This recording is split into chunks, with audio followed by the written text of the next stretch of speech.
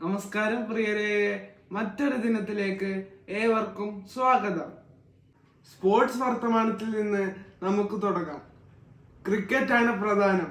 India 2 ടീമിനെയാണ് പ്രഖ്യാപിച്ചിരിക്കുന്നത്.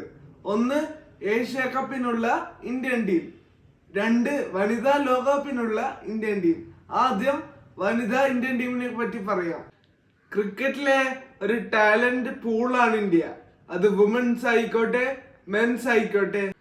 ഹർമൻപ്രീത് കൗർ ആണ് Indian വനിതാ ടീമിന്റെ ക്യാപ്റ്റൻ. സ്മൃതി മന്ദാന, പ്രതിക റാവൽ, രേണുക സിംഗ്, യസ്തിക ഭാട്ടിയ തുടങ്ങിയവരുള്ള ടീമിനെയാണ് ഇന്ത്യ പ്രഖ്യാപിച്ചിരിക്കുന്നത്.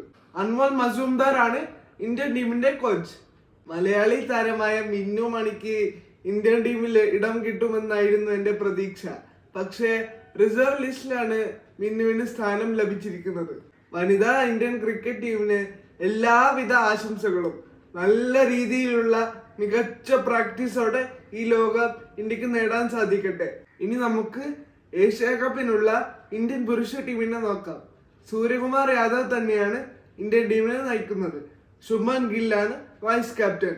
ഇവരെ കൂടാതെ ജസ്പ്രീത് ബുംറ, ഹാർദിക് പാണ്ഡ്യ, വരുൺ ചക്രവർത്തി, തിലക് വർമ്മ, കുൽദീപ് യാദവ്, അർഷ്ദീപ് സിംഗ് എന്നിവരും ടീമിലുണ്ട്. മലയാളികൾക്കുള്ള സന്തോഷകരമായ വാർത്ത, നമ്മുടെ പ്രിയപ്പെട്ട സഞ്ജു സാംസൺ ഇന്ത്യൻ ടീമിൽ വിക്കറ്റ് കീപ്പർ ബാറ്റ്സ്മാനായി ഇടം പിടിച്ചു എന്നുള്ളതാണ്. ഈ ഏഷ്യ കപ്പും ഇന്ത്യയിലേക്ക് തന്നെ വരട്ടെ. നമുക്ക് ആശംസിക്കാം, നമുക്ക് വിജയാശംസകൾ നേരാം ഇന്ത്യൻ ടീമിന്. പിന്നെ കേരളത്തെ സംബന്ധിച്ചിടത്തോളം കേരള ക്രിക്കറ്റ് ലീഗ് നാളെ ആരംഭിക്കുകയാണ്. കൊല്ലം സേലിയേഴ്സ് ആണ് ഡിഫെൻഡിങ് ചാമ്പ്യൻ. കേരള ക്രിക്കറ്റ് ലീഗിന് പുതിയ ടാലന്റുള്ള താരങ്ങളെ കണ്ടെത്താൻ ഒരു മികച്ച അവസരമാകും. ചേട്ടൻ നയിക്കുന്ന ടീമിൽ അനിയൻ കളിക്കുന്നു.